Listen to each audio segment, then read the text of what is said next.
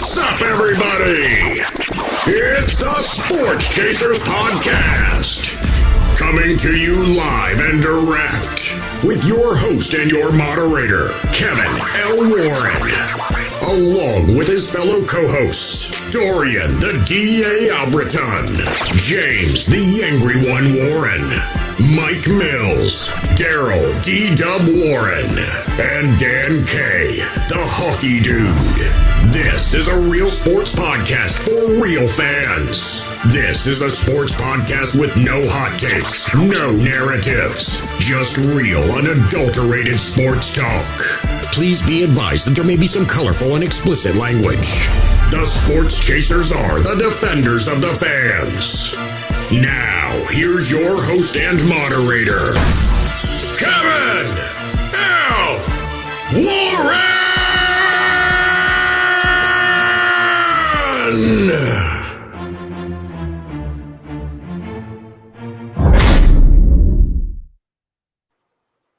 Hey, what's going on, everybody? What's happening, everybody? It's another Thursday night.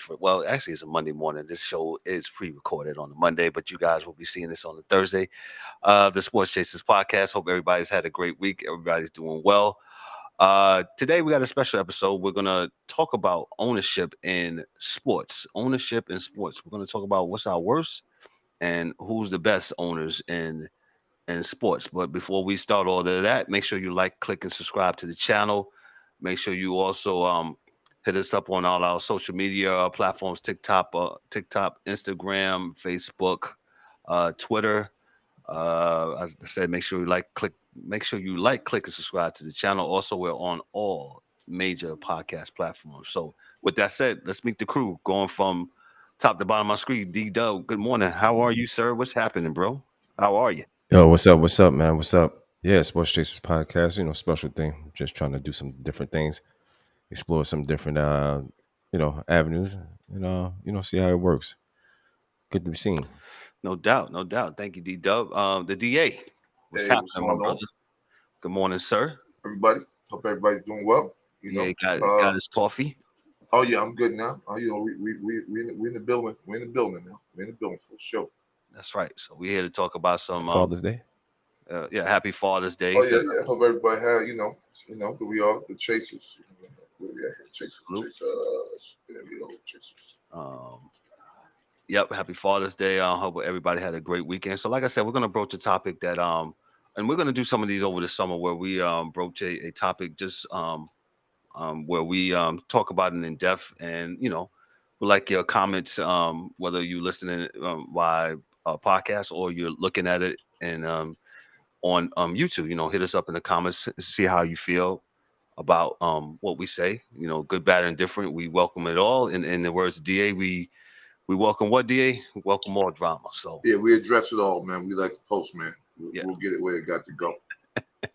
So like I said, this episode is about the best and the worst owners in sports, man. And I'll give it to DA to qualify what we're talking about today. Take it away, DA.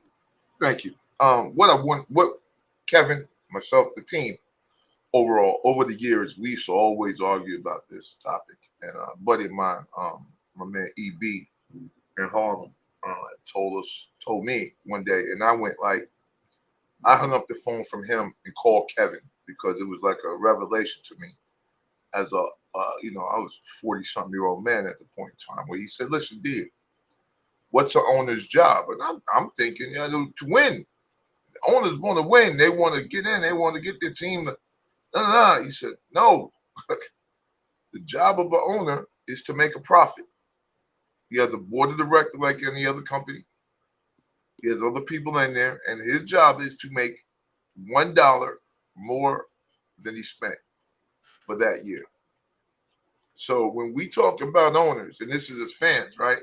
Defenders of the fans, we have to understand that not every owner is in it to win the championship every year. Not everybody's going to be. We grew up with George Steinbrenner, who would do whatever with the Yankees to win. Wait a minute, Santa Claus is not real? That's what you said? Not real at all. and George Steinbrenner, like I said, Kev, right. I remember one year we had Jack Clark, Will Clark, You know, we had all the Clarks in the league on the team. Deion Sanders, Dave Winfield, and we still ain't do shit that year, you know? So, I mean, he tried to do it all and it didn't work, but that's, you know, just part of what sports is sometimes, man, that you're not always going to win. The other team is there too, like they're there to practice. And sometimes cats catch lightning in a bottle, like, you know, Kansas City a few years ago. And, you know, we laugh about Florida Marlins every few years, how, you know, they stink and then they're good, and then they stink and then they're good. So when they're really good, they're good.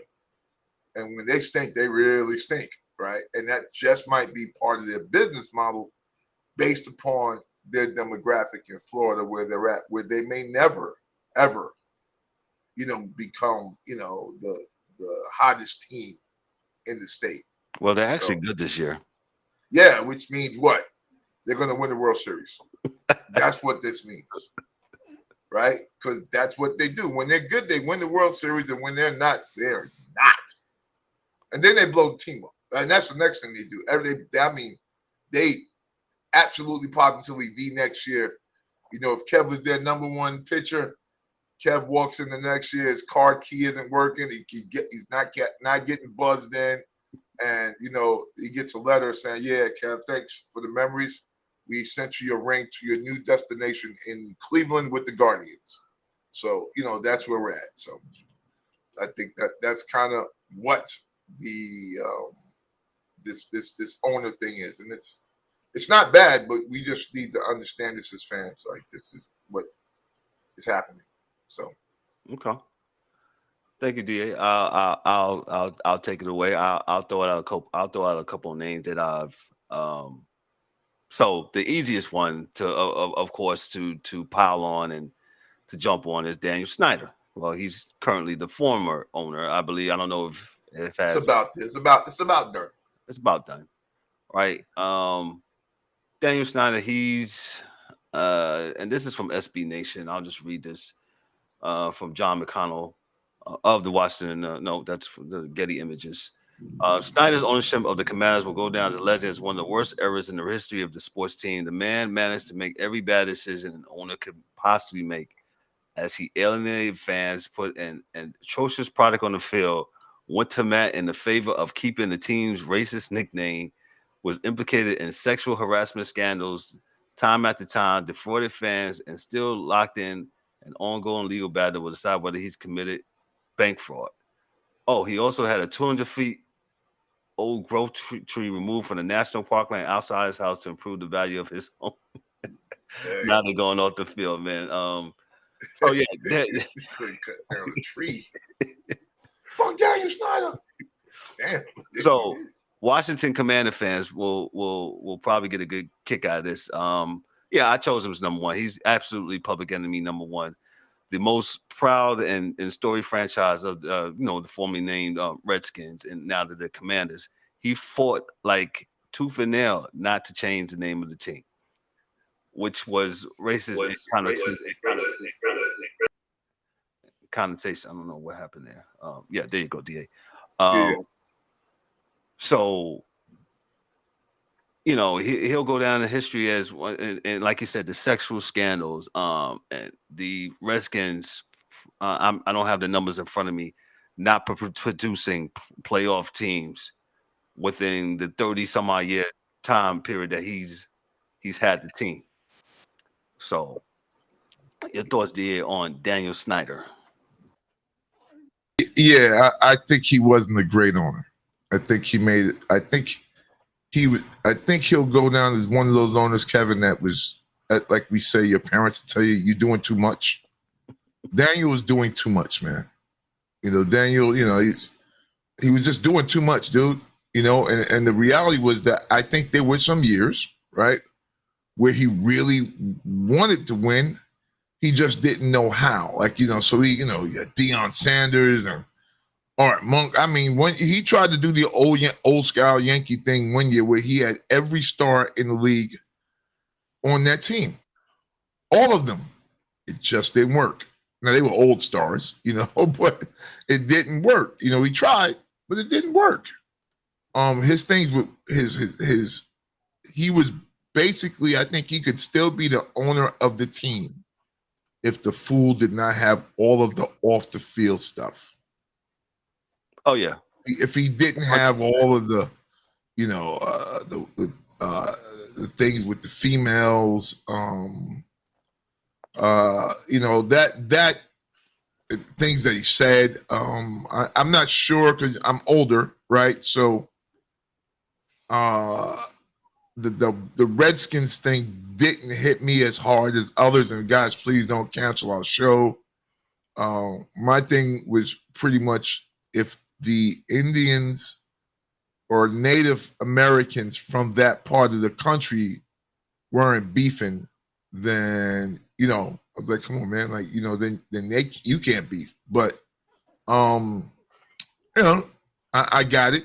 So you changed the name, and I really didn't have any real beef with them changing the name or not changing the name. But if they wanted it to be changed and he didn't want it to change, and yeah, he did hold out, then yeah, you're being an ass. You have to be sensitive to the folks that correct want it. That's kind of why you do this, right? You're doing it because of that. But I think he had like a lot of criminal charges. He's still fighting criminal charges. Yes. And it's just foolish. And yeah, he had a lot of another one of the bigger things to me, Kev, was that he kept a dangerous stadium, right? So where like things were falling on players and people. Yes. Yeah, I'm like, come on, like we can't do this. Like we can't do that. Like, right. You can do a lot of crap, but that crap you can't do. Right? So your job is to take care of the people that come to see you play.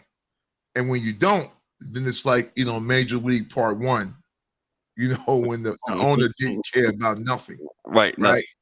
And that's, I think, kind of like what we all use as a test. When we think about owners, we think back to that movie, and she didn't care. What happened? She actually got mad when they won. So yeah, he is number one. Yeah, he's absolutely an outlier of people hating him, and the deal is almost done for them to switch ownership. I believe is a team behind Magic Johnson and a group of investors who are about to buy the Commanders. So we'll see how that works. Yeah, because listen, if it's the same group that bought the Dodgers, which it probably is not. I don't, I'm not a billionaire, so I don't know if they hang together like that. Like that same investment group does everything together, which they could. Don't get me wrong, they could. Right. But if that investment group is the same group, then I think they won. They're right. They won since they took over the Dodgers. They won one World Series. They won the Pandemic World Series, correct? Pandemic World Series, and they've been good. Oh, every year. The Dodgers been in the mix the last 9 to 10 years. Even with losing Cody Bellinger and what's the third baseman? His name escapes me far. So the Dodgers keep retooling. They keep retooling their minor leagues. So shout out to the Dodger investment group that owns the Dodgers along with Magic Johnson. So let me go to my next one. DA will jump in real quick. And this guy's pretty new to my list. And the reason why he's coming new to my list, because and I'll just put it out there, John Fisher. John Fisher is the businessman owner of the Oakland Athletics. And I say this, let me look into this camera. Let me look into this camera and put me right there. I say this because of what's going down in Oakland, and how, in my opinion, and this is just strictly in my opinion and stuff that I have read and learned about, with the whole reverse boycott they had last week with the Athletics. These guys, John Fish with his investment group, they have done nothing to try to improve the quality of the stadium, the quality of the players, even before he bought the team with the Billy Bean Moneyball era. At least Yeah. the Athletics were competitive. They've been in World Series. They've been in the postseason. They didn't win, but at least they was competitive. This 19-60 already is awful. I'll read some more, Da. But what's your first initial thoughts on the Oakland Athletics and John Fisher and how I think how he has demised the Athletics, a story franchise, one of the charter franchises of Yes. baseball. You know, they was formed in Philadelphia, they moved to Kansas City, and Charlie, the late great Oakland A's owner, he was the one that instituted them, ran gold and yellow, gold and green, and got the elephant. His name escaped Charlie. I forgot his name, but yeah, they moved from there to Oakland, and now they're going to Vegas. Go ahead, Da.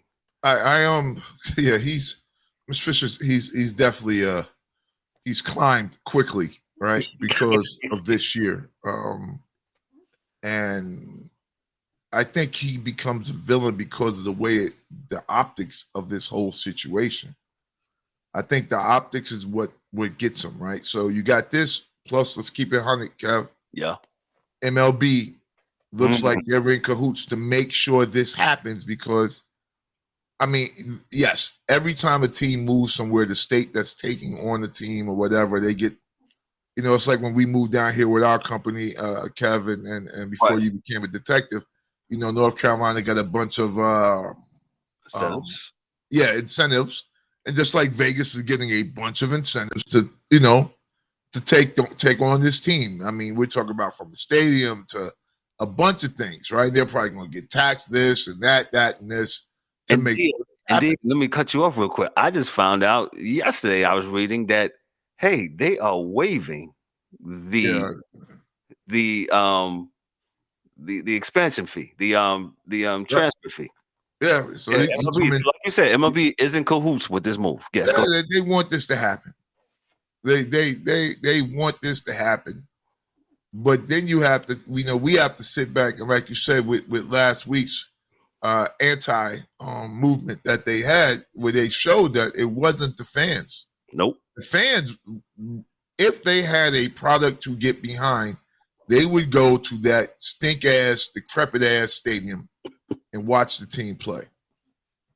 Because it's still same old stink-ass stadium that for the last 15 years, folks have said needs to be retooled. Now, because you don't get the money from the state to do it, billionaires, you're going to say, well, we just going to let the fans sit in a bad stadium and let the team play in a bad stadium just because you don't get the money you want from Oakland to get a new stadium. Like, and this is all this shit is about sometimes. Money. Yeah, well, we if you don't get us a new stadium, we're out. Kev, we'll say it, and I'll let you jump in on this. Carolina got here, they wasn't but a football team, but for 2 days before the Panthers was looking for a new damn stadium, and we said, whoa. You just got here, Kevin. They try to put their hand in your pocket again? Yeah. I'm not sure what the hell we're doing here. Now, we didn't think that they were going to leave to go anywhere, but they sure enough threatened. We'll go to South Carolina. We'll move here. We're moving. Stop it. Because what? You want a stadium? Another one? Stop playing. You just built this one. And and that's probably a whole nother conversation in itself about the moving and transferring of this. But this one, to me, it leaves a bad taste in my mouth because, like you said, Da, the Athletics, John Fisher and the Athletics management, they have not, to me, put their best foot forward and putting a product on the field that's watchable. Even though the A's have won the last 9 out of 10 games. They're not the worst team in the league. Now Kansas City is. But these franchises are ski mask and sticking up cities and municipalities for brand new stadiums. I think we even had a last football season. We talked about Buffalo, how they fleeced that owner. He fleeced the citizens of New York State and God don't live there no more. For a $2 billion stadium that they're probably going to use 9 times a year. They didn't even put a roof on it. But this is what we talk about, Kev. Like, so when we, and I'm sorry, folks, and we say it, man. Like I started out being a staunch defender of the fans. But when the fans are asses, and listen, I understand sometimes because they tried to do this in Vegas just now. Like they'll have a vote on a holiday to do some crazy, and they tried to do that a month ago with the A's. They tried to have a vote like 3:00 in the afternoon on a Friday on Memorial Day. Yes. Yeah, you're like, dude, what and they, I could say, okay, well, maybe they tried to do this up in Buffalo, but based on what we read, and we need somebody from Buffalo to chime in and send us an email and let us know. There was nothing like hidden. Like you guys knew this is what, and I'm like, why would you pay for a stadium? The billionaire already has the money to buy a stadium itself, and then you get an open air stadium in Buffalo where you can get one that could open and close, where at least you could have some concerts, you could do this, you could get some other money for your city. I'm not sure why the people of Buffalo would have voted for that. And I read, and I still didn't get a reason as to why. So maybe someone in Buffalo can shout us out real quick, please, and let us know why you guys voted for this. Because it makes no sense to have an open air stadium when you could do a Dallas thing and have one that opens and closes and use that to your benefit. So when you're playing, say you play Miami, you make sure it's open that day, and it's cold and Tua is not, and you beat them. And then if you're playing another team and it's cold and then you both you close it up and you use that fast turf for Diggs and my man Motor's son, who is your running back, and so that you could do this. Why buy an open air? Why pay for $2 billion for an open air stadium that comes out of your coffers? It's not like you got a bunch of other companies moving into Buffalo, right? So yeah, Kevin, you're right. That to me, that's a bad owner from a business perspective, but a smart owner because he got what he wanted. Right. But y'all are gonna see in the end that y'all probably not getting what y'all want. Yeah. Defender of the fans. There's some things we just can't defend you on. So yeah, John Fisher, he makes our list as one of the owners that are, to me. And I read something, and Rob Manfred, he has some smart thing to say this week, and in reference to this, and basically saying that the city didn't put their best foot forward with an offer or whatever. And I'm like, do they have to? They didn't have to. You guys making the money. You guys are getting all the kickbacks and all that stuff. Why aren't you making the money? I think Oakland has a little bit more things to be worried about than to paying for a billionaire's stadium place to play. That's y'all guys' problem. They got to pay cops, teachers, things of that nature. So if people understand the business side of things, and especially Kevin, man, where you have other cities and other owners that don't do it, right? So it's right. You kind of don't understand the situation where you have like, okay, we all understand everyone that owns a team is a billionaire, right? All you guys are rich. You're all rich. Like nobody's broke. Nobody's coming in there like you only got $5 million. Everybody in there is rich, right? So if you got dude in Los Angeles paying for it himself, why isn't everybody? And that's just the question that you got to beg. Why doesn't everybody pay if dude in LA paid for the stadium for the Rams and San Diego? Yeah, he's getting 2 teams out of it, and they're going to do just like what we said. They'll throw some concerts there. They'll do this. They'll do that. Maybe they'll get an Olympics there in a few years. Right. But whatever it is, he's going to capitalize on the stadium. But he paid for it, and that's his right. That ownership group, it's their right. So if you got one group paying for the stadium, and why isn't everybody doing it? Why? Because it's who can fleece the fans and who can't fleece the fans. Because I think in LA they didn't even. I think they may have asked, and people are like, "Get the fuck out of here." And they're like, "Okay, we'll do it ourselves then." Right. So I think in Dallas, Jerry might have asked, and they was like, "Get the fuck out of here." We know, Jerry. No. So Jerry had to do it himself, and I could see in Jersey, Kev, where if they're smart, you build a dome out there because you got two teams, right? So you're going to have 16 games, right? Because you got both teams' home games there. Maybe you can get a Super Bowl, if you put a dome on it, because that's the only reason why you're not. No, they got one. They got lucky that year. Remember? Yeah, they got very lucky. Yeah, a few years ago. 50. Very, very lucky. I got lucky. NFL. Yeah. Yeah. And it was still cold. It just, you got lucky. No, because we used to live up there, and no snow, no rain. You were very lucky. Yes. That time of year, right? But you put a dome up there in Jersey, and then you got concerts all summer.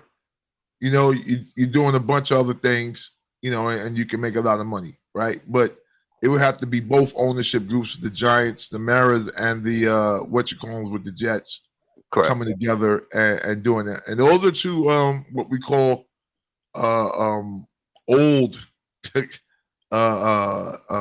ownership groups in the league. So I'm sure they got the money to do it. They just need to sit down at the table and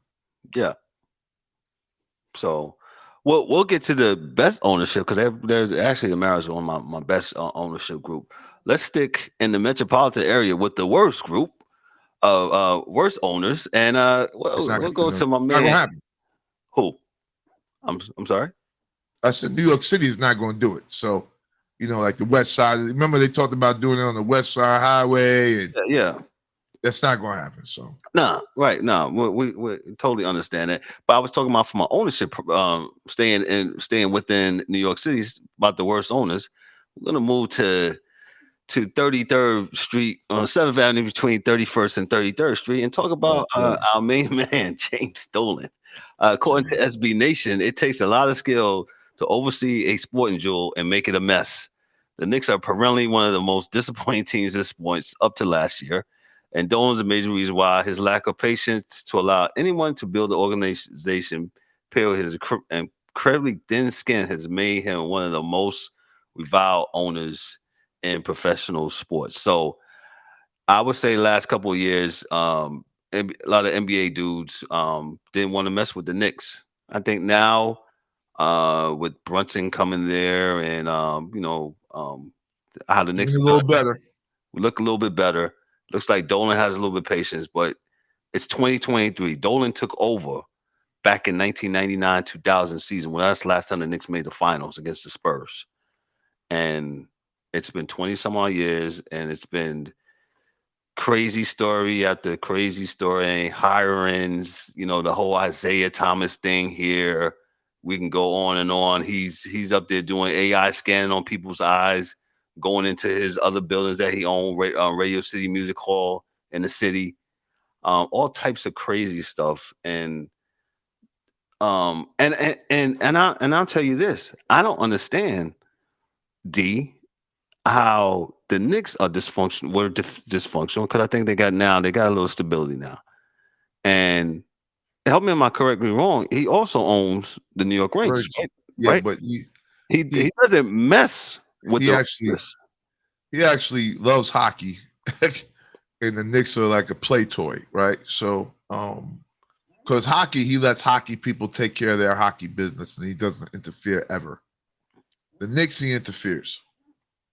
But the whole Charles Oakley thing, throwing Charles out, and because he's criticizing him, and just Yeah, There's a list of stuff. The Isaiah Thomas thing, which was crazy. But to the point earlier, the Knicks are the number 4th most profitable franchise in the world, Yes. making $404 million. That was their operating income over the last 3 years, which means that he knows how to turn a profit, not run a good team. So he knows as long as he's got butts in seats and the team is good enough to put booties in seats, that he is good to go. Period. This doesn't have to be a situation where they win. And we've said this. Folks who come here to Madison Square Garden, they'll put their booties in the seat. $404 million. They're number 4 in the last 3 years of operating income. And they don't really care if they win because going to a Knicks game is a business deal. You get to go, you sit down, you talk to Billy about this, and you're going to buy this, and we're going to do this, and we're going to get this building, and we're going to do all these things. And if the Knicks happen to score while you're there, fine. And if they don't, then they don't. Because real fans don't actually go to Knicks games anymore. It's a event nowadays. And that's not a bad thing. That's what it was made into. You know, he's made going to see the Knicks an event. It's not a game anymore. It's a game for those of us who watch it on TV, but it's not a game anymore in the sense of people going to watch a basketball game. There may be some real fans there, but for the most part, they're going to be there anyway. Because if they were real fans, when the Knicks stink, they would have stopped coming the last few years, but they didn't. So, you know. So, D-Dub, we're talking about the worst. I already know who you're talking about. It must be that old Dolan guy. Yes, and we was talking about how, in a sense, how he owns, the Cablevision owns both. I don't even know if it's Cablevision anymore. No, they own whatever it's called.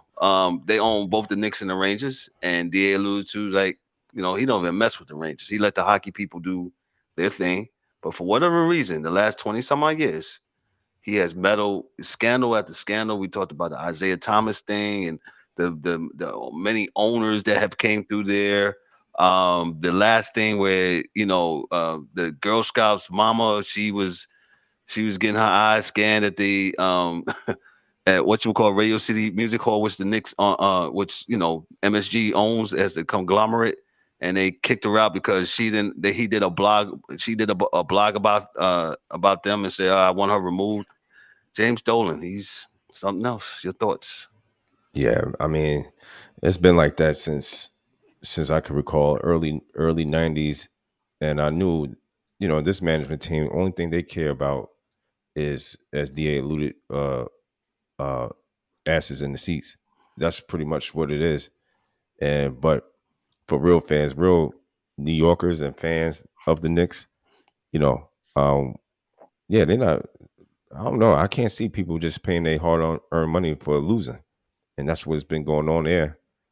And Jim, his father, I believe his father was the owner. Then he passed it down. Correct. Well, his father owned. I know he owns Cleveland Indians Nobody also. Beats the Wiz, right? Oh, which okay. is and which was big. Like put Crazy Eddie's. I mean, if you're an older New Yorker, put Crazy Eddie's out of business, and I think within 2 years, he ran that company out of business. Like the company was doing good. Nobody beat the Wiz. Yeah. Nobody beats the Wiz. Like you couldn't buy anything in New York without, whether it was a record or the radio, or you couldn't get nothing unless it was from the Wiz. And then 2-3 years, his father passed it down, and old Dolly Dole, how it go. So, yeah, Kev, it's the MSG Sports is what they conglomerate. Yeah, the publicly traded. They run by Jim Dolan. Yeah. So yeah, I mean, the Dolans has been the Dolans. Like I said, if you're a fan of this team, you have to say stop. I'm not supporting this no more until they start putting a winning product on the court. And here, this past couple of years, they have made some changes. They got some decent people. Some basketball knowledgeable people in there that it actually knows what they're doing and not succumbing to the pressures of the media. And that's usually what happens, especially in New York. The Right. media gets in a frenzy, whips everything up, and then these guys feel like they have to make moves. So hence is what they put policy in place for these guys that they don't even have to speak to the media.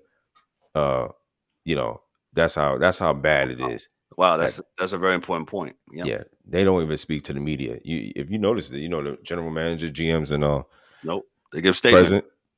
Exactly.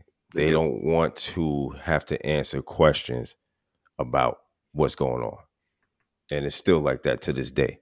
As you notice, even when the Knicks are winning, they still don't even want to answer Nope. questions. They send the coach out there. He does does what he needs to do, and then after that, you don't hear nothing from them GMs and anything like that. But yeah, James Dolan, yeah, not too much to say.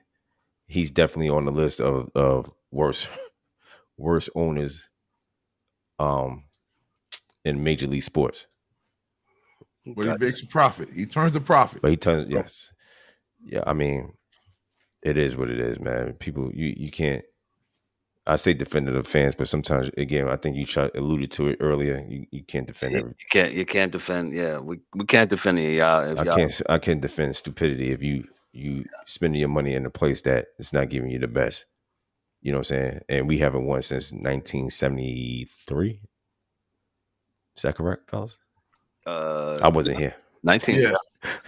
Yeah, I just got here. 1973. Yeah, last time. Well, like Kev said, we had a winning team in '99. Yeah, we did. We went to the finals and lost. Yeah, lost in '94 to the Rockets.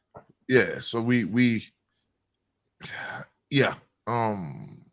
It's a little crazy. Sorry, guys. This is personal for me. So yes. But if y'all may, let me read this. I'm just throw out 10 real quick. Go ahead. And I'm just going to give the American teams because no one else really will care about the rest. But Dallas Cowboys number 1, 1.17 billion. New England Patriots 623 million. New York Knicks 404 million. Houston Texans 356 million. Golden State Warriors 348. Los Angeles Lakers 333. New York Giants 333.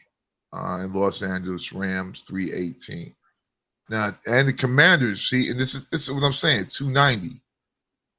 Number 13, right? And I think it's number 10 if it's just American, right? And this is from Boardroom Sports.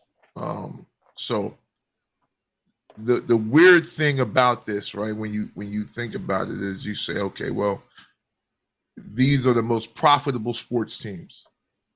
Not saying they're the richest, saying the ones that make profit, more profit. That means more money. They make more money than they spend every year.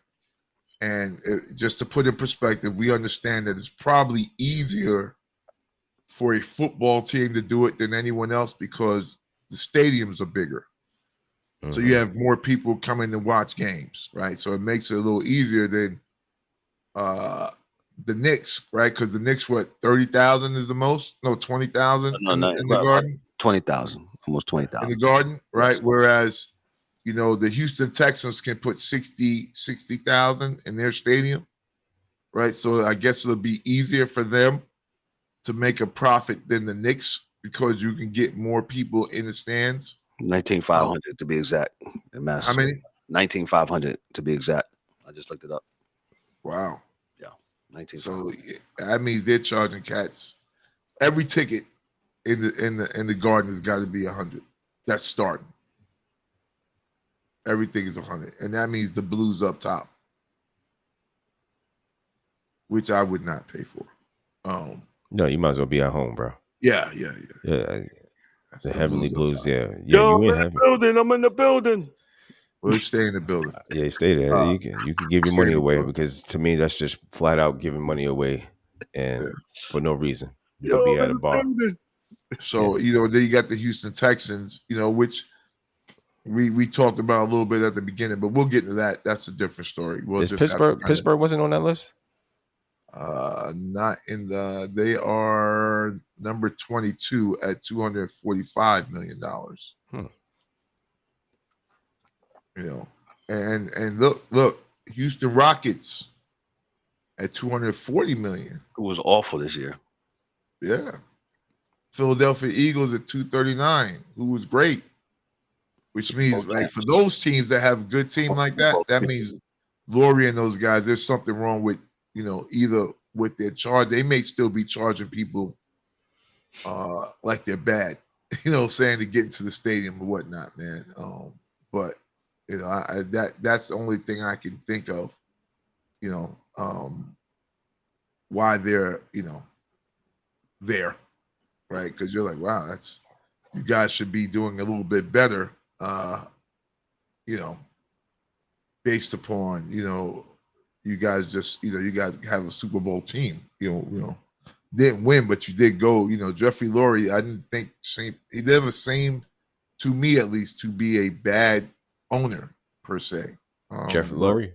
Yeah, from Philadelphia. I never, you know, I didn't think he was great. I didn't think he was bad either. So, you know, I thought he was okay.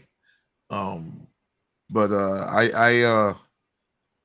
and looking at these teams, when we see this, it's like, okay, well, what do we say is what would we make in our minds would be a great owner? Like, what do we see as today, fellas, as an owner of a team or organization that we think, you know, kind of straddles the line as to trying to win, but also, you know, from a profit loss perspective is, you know, trying to do right, you know, not charging too much, you know, trying to do the right things by the fans and the salary cap, and, you know. The one team that comes to mind to me off the rip is Robert Kraft in New England. Striking a balance of trying to win and all that. Yeah. Absolutely. Yeah. You know what I'm saying? And that franchise, I mean, we forget he bought that franchise in 94. That's what I got on my notes. 94, he bought the franchise. And remember, that team was about to be moved. They was about to move the Patriots from there to St. Louis. Yes. Yeah, you understand? James Orthwine was about to purchase that in 94. And then I think at that time it was like 175 million for the Patriots at that time. 175 million. And he took it over, and, you know, he hasn't looked back since 1994. So that's kind of not too far after that. They got to the Super Bowl, wasn't it? Correct. Like 2-3 years after that, they got to the Super Bowl. Well, because what was the Super Bowl run? 97, something, when they with Brett Favre, they lost, but, you know. Yeah. They 97, 98, yeah. They got a coach. They got Parcells and pulled in the team. So right. So I think we're going back towards the opposite end, right? So with the look to of better coaches, and when you say the Patriots, D-Dub, also Peter Holt that owns the San Antonio Spurs. Look at them.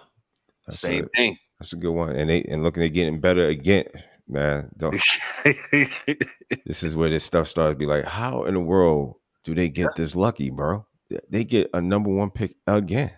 And a generational. If what the experts say is true about this guy, Victor.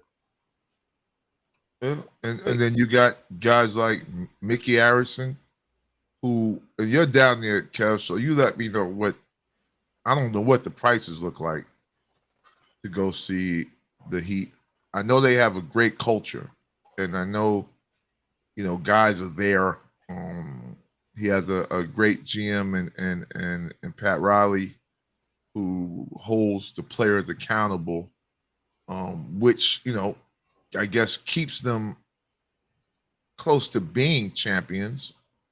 Now I will say this about Miami, man. Y'all are fickle as fuck.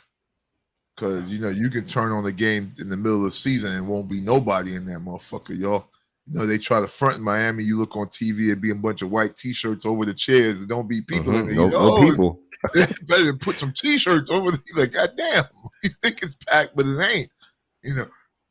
Okay. I'm like, there but T-shirts in there. But you know, but y'all come because you know, like I said, it's a transient city. Right. A lot of people from a lot of different places, and there's a lot to do in Miami, right? So, DA, hold that point real quick, just to make a correction. The Patriots started their Super Bowl run. It started in 2002, so still soon after. It wasn't about 8 years after. Well, they had the first one though. The first one was when they had Bledsoe. Oh, you talking about when they went? Yeah. Kraft was the owner then. Yeah, he was the owner. He Okay. had just took the team over. I believe. Mm-hmm. Yeah, right. What you said, Cal? Did they beat Green Bay or Green Bay beat them? Green Bay beat them. Yeah. Yeah. I was. That's the one Favre won, correct? Yes, sir. Yeah. That's the one. What's your man? Desmond Howard got it for Brett Favre. He ran back 2 for touchdowns. Correct. Yeah. He was the MVP of the game. And then they hold on. Didn't they play the Bears too in the Super Bowl? Well, that was earlier. 85. That was the great Bears. Yeah. Yes. Yeah. Okay. Yeah, that was 85. Yeah. All right. So, but with that being said, I digress. I think that you know they found out to me, and we talked about the Patriot way, which I think is kind of the Parcells way. So they found a business model that worked for them. Like, you know, look, we'll get older players in here that are good, that have never won, and we can guarantee them winning, and they'll go hard for a year or two. But we're not going to overpay, and we'll always get rid of a player, regardless of who they are, if they're coming up on that, max salary, I guess we'll call it, in the NFL, unless it was Tom Brady. And Tom Brady actually gave money back. He was like, listen, I'll take a little bit less. And that's why he broke out, because he was like, yo, now I want my money. And it was like, well, nah, Tom, they hit him with the same thing that Dwayne Wade got hit with. Like, dog, listen, we don't pay nobody this money. It wasn't a you thing. It was just, you know, nobody gets this. And Tom had to bounce. But yeah, once you got a business model, I think that's kind of it's a business model that translates to the actual football field. So I think that's what they did, and I kind of think that's what Miami does in basketball, and quite possibly San Antonio. So yeah, you know, Robert Kraft got it right. It's luck. It takes luck too. I mean, you get lucky. You gotta your man Bledsoe gets hurt, and this one of the greatest quarterback in this era comes back behind and takes you on a magical run. I mean, come on. But also the team did it, man. Because like the first and the team weren't Tom. Like the first few Super Bowls were the defense. Right? No, the first, yeah. So because I don't think they did anything against the Panthers offensively. No, the Panthers did it to themselves. Panthers did it to themselves. Yeah, they kick it. You kick it, yes, and you kick it. You kick the ball straight, and not kick it out of bounds, and give that man. That's the start. That's the start right there of this guy, this legendary guy of controlling the field position. Yeah. So you know it's. You know, I remember great players on that team that were there for a year or two and bounced, right? So, and then they got rid of great dudes like Richard Seymour and Lloyd Malone. This is what you have. This is what you have to respect about this team is that they don't get emotionally connected with the team. They see it as the business. This is the business, and I think you talked about the business of it, of not getting connected with these guys and overpaying people and find talent elsewhere, being able to have people to scout and find talent. Let me interject that since we're talking about having an emotional connection to teams, and before we wind it up here, Jerry Jones, good or bad owner? Great owner. Yeah, you have to say he's a great owner because of the fact of the way he conducts that machine. Yes. That is like. That's like Disney on a football team. Oh, D-Dub, that is a great analogy. Yes, sir. Yeah. Go ahead and dive into that a little bit. Go ahead. I mean, because this guy, he understands it. He gets it. It's bigger than, okay, we got the Cowboys, cool, but then he expands onto other things. Hence what DA was talking about with Buffalo, open air. He said, "Nah, we're gonna close it. We're gonna put a roof on it, and we're gonna attract other venues to come there." So I mean, this guy, he knows what he's doing. He may not get. It's been a long time, 20+ years since For the football team last Super itself, Bowl. yes. Mhm. Right. But other than that, come on, you can't say. You might say a lot of other things about Jerry, but that bad owner, nah. I'm just doing a little rapid fire. The Derek Jeter ownership group when he was down here in Miami. Thoughts? I'll give you my thoughts first. A lot of people didn't like him when he came out here. He made some changes. That sculpture that was out in the middle of center field, he immediately said, "Get that out of here." What is that, fish tank? It wasn't the fish. Well, he got rid of the fish tanks too in the back. He said he wanted it to be. They say he was trying to bring Yankee Stadium down to South Florida and give it a more big business. Yeah, instead of it trying to be, sort of a kind of like amusement park, so to speak, in his eyes. Did he do well with personnel and stuff like that? No, it didn't work out, and he bowed out here last year, and he currently no longer owns the team. So new ownership group has it, and they're doing well this year. They're doing well. Sometimes it's about who you hire. I know I got a lot of slack from a lot of Marlin fans down here. Man, tell Derek Jeter to get out of here, and Derek did take his ball and he left. What I didn't, and this is my fault. I'm sorry. I don't know how much, if he sold it at a profit or loss. You know what I mean? I'm pretty sure he made money on the sale. I hope Derek made money on the sale. Which is important. But yeah, Derek, he gave the Yankees, he screwed us with Giancarlo. So I said that was happening. I mean, listen, dog, you pay it, and see, this is the next thing where this is why I said these you pay these athletes this money. I understand. Just like talk about. Let me get. I got a couple points. Saquon Barkley. I know these running backs are looking for $10 million plus. The reality is, DA, right? The market is against them. They're not going to get that type of money because these owners know that they could get that type of running back. They could get a running back in the draft and bring them in. So why I'm going to pay you 10, 15 million when I could get a $2 million quarterback and put in there? Yeah, I guess the hard part is, and you're right. The athletes got to understand to swallow that pride because it is what it is, and they're not going to get that money. Right. So, Derrick Henry's the next one. He's not going to get that money. He's going to get something. He'll get something. I guess you know what it is. And you're right. So don't get me wrong. I agree. You're right. But I think what it is as a running back, as a player, you see other guys get taken care of for what they've done. Like, they're going to look out for me because, I gave it up to these guys for blah, blah, blah years. Right? Stop thinking like this. So they, like some players get it, though, and then it's like some dudes don't. Right? So, the running back is like, because Saquon's like, yo, man, I'm a 3-down back. There's not a bunch of 3-down backs in the league. I do this, I do that, I do this, I do that. Right? Well, you need to be a 3-down back. That could be a wide receiver too. Yeah, but like you say, he catches balls. He does everything. Saquon does it all. He's probably one of the best all around. It's him and what's dude and with the Niners, McCaffrey. It's them too. McCaffrey. Like, because Leonard Fournette don't catch no balls. Henry don't catch no balls. Like it's McCaffrey and Saquon. So I guess he's looking at what McCaffrey got. Is Debo listed like a? No, he's a runner. He's a wide receiver. You can't. He's getting paid like a wide receiver. So he's getting paid like a wide. Yeah, he's not getting paid like a running back. So with that that's said, why he held out. So with that said, is the Tishes and the Maras of the Giants good ownership group? Bad ownership group? Yeah, they're good ownership group. They're still there.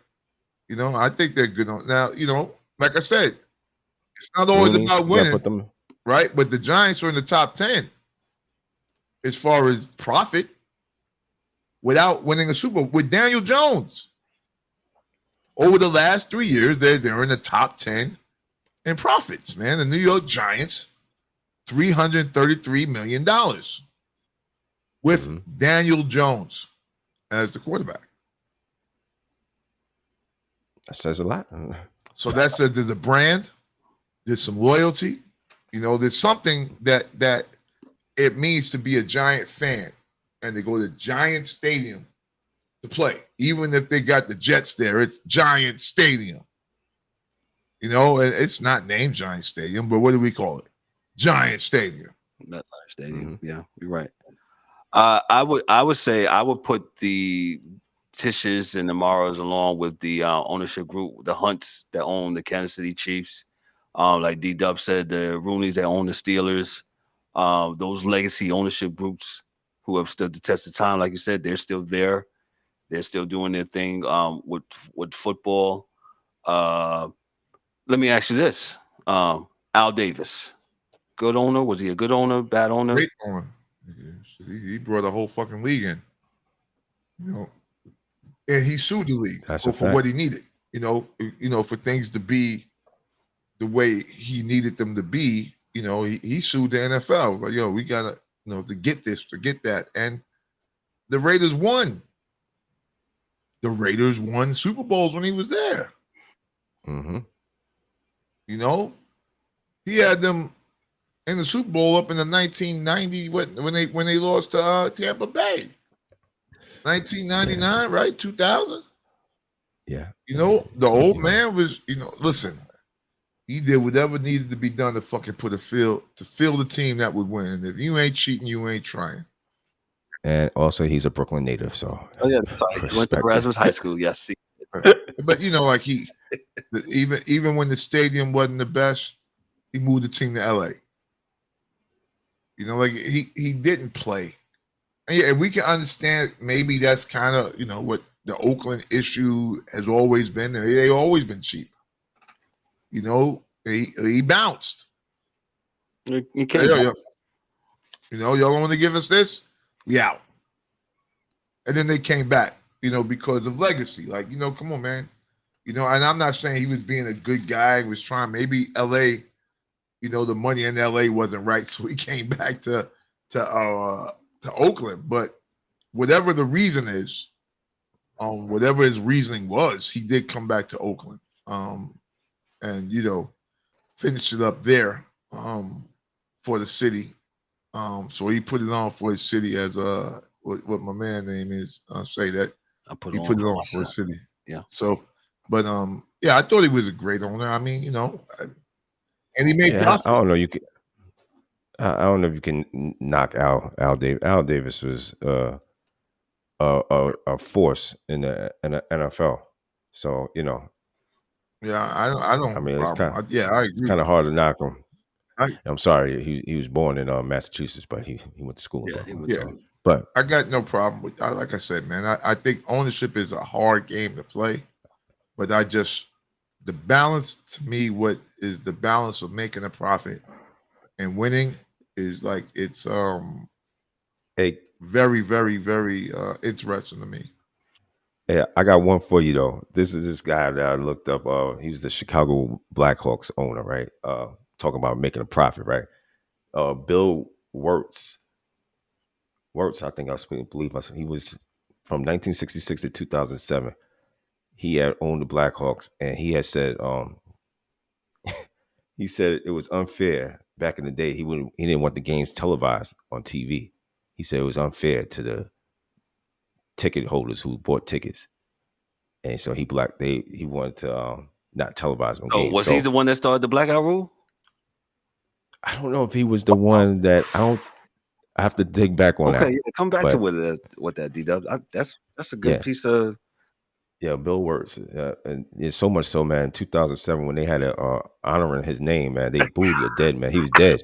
They booed him, man. Chicago, y'all need to be ashamed of yourselves. Hey, y'all booed him dead, man. Hey, man.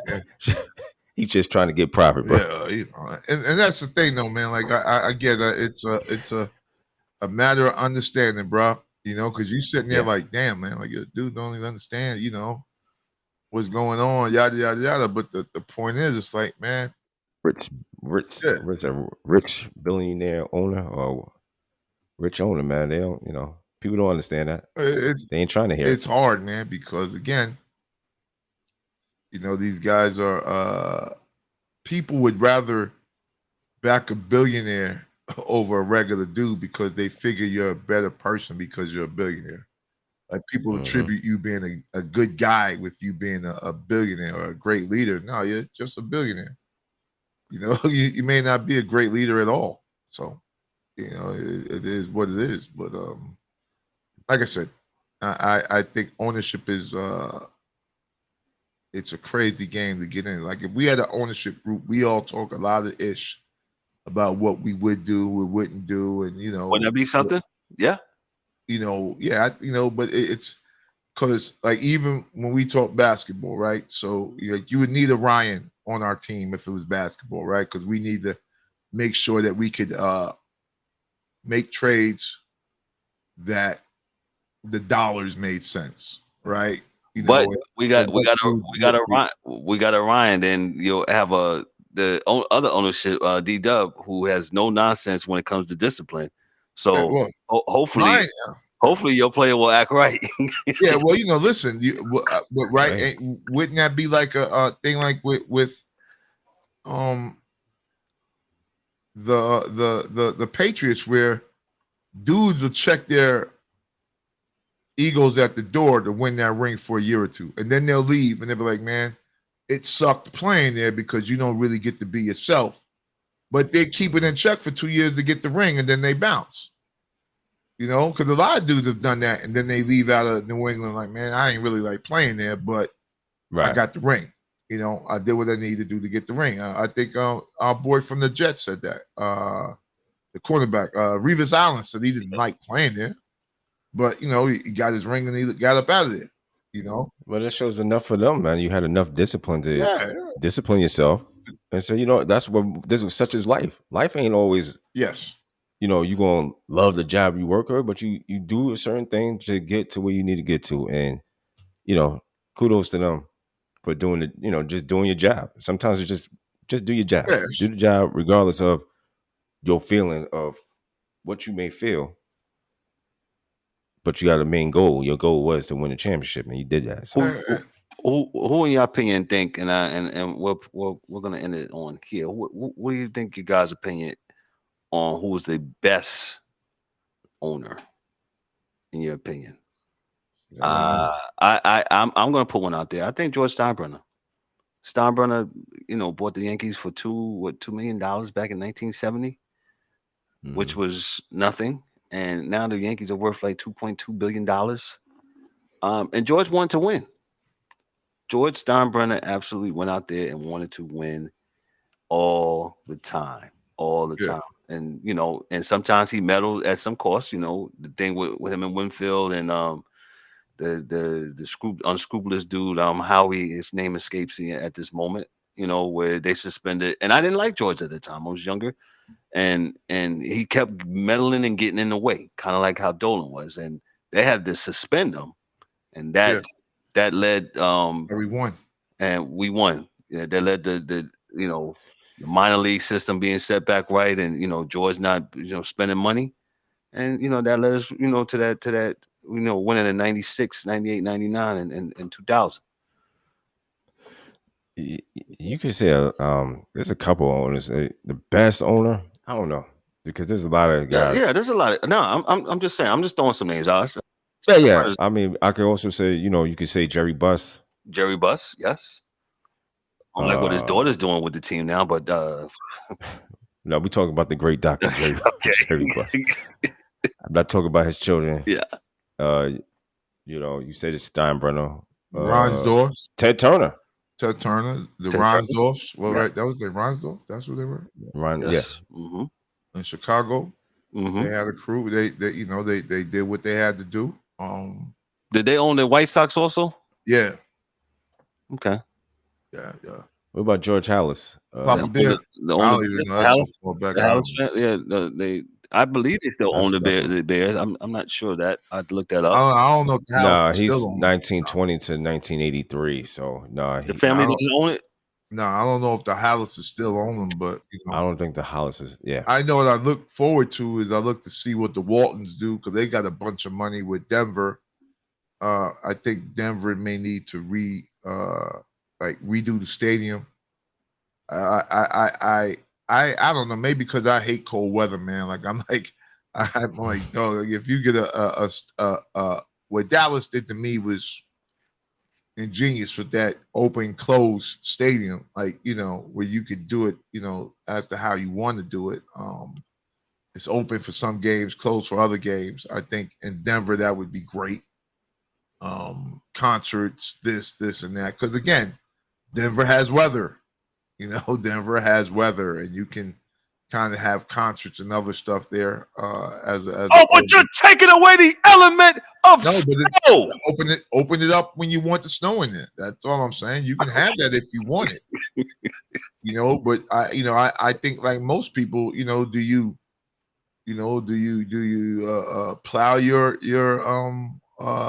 when it snows your yard, or do you not? Like most people would probably plow it, and then not, right? I think places like Denver, if they got us, they would close it. Why open it? Yeah, but, okay. Virginia Hallis. Yes, I told you. Daughter. Yeah, so yeah, the only daughter of the Hallis is she's the principal owner of the Bears. Yeah. So, right. And I think she owns another team too. Is it the Blackhawks? She is no. I think she owns the Bulls too. I think maybe not. That's the Reinsdorfs that owns the Bulls. Okay, the Reinsdorfs still own the Bulls. Yeah. Okay, yeah. Okay. No, she just got the Chicago Bears. That's it. Just has a Bears. Let me real quick. I'm gonna give you one real quick, if I may, man. Go ahead, sir. I'm sorry. I forgive me. The Bardelos, man. My San Francisco 49ers. Yes, sir. Changed the ownership game. Right, so like first team to fly on their own plane, first team to have like a lot of personal things that he did for the players, accounts made up for the team, like for players that when things went bad for older players, that they had always before the NFL had these type of accounts for the players. They had it, so if something went wrong with a guy that got older, an older player, and they didn't get X amount of dollars anymore, they were looked out for by the team and a fund set up by the team. A level of excellence as a team from a coaching standpoint, and letting Bill Walsh pull in the dudes that he wanted, as coaches. And which to me, I don't care. And I know I'm a homer on this one, but I still believe it's the number one coaching tree. Like there is no other coaching tree but the Bill Walsh coaching tree to me, because those guys are still there. The West Coast offense is still in the league. So with that being said, the Bardelos, the Niners, in the time that we were winning, and we still win because it's the York family now. Which is part of that group, a splinter from that group, still owns the team. So we're still a good team. So it still comes up to the same thing with us. So great team, not individually so much. A great quarterback or a great that. Now if they turn into that, fine, but we're not going to overpay one. So I'm gonna still ride with my Niners. I forgot to mention. I don't think he's worse now, but you heard some of the great Cincinnati Bengals like Boomer Esiason talk about Mike Brown. How he's super, super, super, super cheap with his team, and it's going to be funny to find out how they're going to pay the quarterback and the wide receiver. They will. If you want to win, he will. Yeah. Well, again, that's the balance we talk about, right? About them trying to turn a profit, trying to win. All that stuff, and especially in the NFL, you got the salary cap. Yeah, so Mike Brown was. I won't have him as one of my worst. He's in the middle because it looks like he's trying to win. But yes, we've heard, allusions of him being super cheap and really, not. He's 87 years old. He better open a pocketbook up and figure it out. Figure it out. One thing is, it's hard to make money in Cincinnati. They said like it's like, you know, kind of the price of things, and you know, it's just a hard place to make money because people don't have money to spend. So, but hey, you gotta do what you gotta do, because I know that quarterback, he'll bounce. So don't pay him, he'll go. Oh, yeah. You know who's an exciting owner, and we're gonna get after this. The Mets guy, Cohen. He reminds me of a Balmer and with the Clippers. And guys is always on Twitter. They're always bouncing around, and they legitimately want to win. And they're going to put their money with the Mets. Are definitely doing it, but it's not working. Definitely not working. Some of the players, I think some of the players ain't working. That's just yeah. So I think he doesn't know what to do just yet. Like right now, he's just buying names. He has trust in, like he doesn't know yet to treat it like his other businesses. Like, so you employ people that you trust to do the business part and let them do their job. Correct. Say it all the time. Would you say that with Steve Ballmer also, or yeah? Because he had the wrong players with the Clippers. So, and if he should have seen earlier that if CP3 and old boy was having that much problems, one of them had to go. So you waste all of Blake Griffin's good years. All these players, you waste their good years because you got CP3 and Doc Rivers behind the scenes going to war. When you could have just got rid of one of them, and maybe we'd have won the chip. You know, so you know that's on him. You forget, because these guys treat these teams like toys, to actually treat this shit like a business. But it's hard to tell a billionaire, I guess. And I wouldn't know. I'm not a billionaire. So it's hard to tell a billionaire, yo, listen, man, you got to treat this like the rest of your businesses rather than a plaything, because, you know, you got to get rid of one of these guys. Either it's Doc River has to go or CP3 has to go. But you can't have them both there, right? Because you got a team that's perennially knocking on the door every year, at least at the time, you know, when they had Lob City or whatever they used to call them. Yeah. And they couldn't get past it. And it's like, yo, come on, dog. Yeah. I'll say this, and on that note, Steve Cohen bought the Mets from the Wilpons, Fred Wilpon, Lafayette alumni, Brooklyn, New York, as myself, and they was part of the Ponzi scheme from Bernie Madoff. How funny is that name? He made off. He did make off. He made off. He did. That he did. So yeah, they got caught up in this scandal, and they ultimately had to. They pockets became a little bit funny, and they had to wind up selling the Mets. And you know, the Mets now built Citi Field, and they're worth a couple $2 billion also, man. But yo, man, this has been a really good show. We're going to do these shows here on Monday, and where we get to just basically just stay on one topic and talk about the topic. And hey, this is what we really do on the phone. The fellas can attest to this. We'll talk about this stuff. And I remember the day Dorian came, called me on the phone and told me his man was like, yo, the job of the owner is to make money. Period. That's it. So y'all guys could get mad. But you know, we had an episode, Santa Claus is not real. And, you know, you fans, you guys gotta, you know, you open your eyes and think about it in a realistic business way. Like sometimes it's the franchise want to win, but they're trying to make money too. When a hot dog you go to the game costs $11, and you know the little beer is $27, and you know things of that nature. They're there to make and turn a profit. Yo, we just talked to Jay last week. The prices for Inter Miami are going to go up exponentially. Really not much you can do, right? Nope. Exponentially. They will go up, man. Pardon shots real quick. D-Dub, what you got for us, sir? Man, nothing, man. Everybody have a great week, man. See you again soon. Gotcha. DA, what you got? Same thing, man. It's Monday. Everybody, let's be better on Tuesday than we were on Monday, and better on Wednesday than we were on Tuesday. There you go. Remember, this show is being previously recorded on Monday, June 19th, 2023, approximately around 11 o'clock in the morning. But you guys will be seeing this on Thursday. Thank you guys for all watching. Make sure you like, click, and subscribe to our channel, our YouTube channel. It's growing. Thanks to all that watch.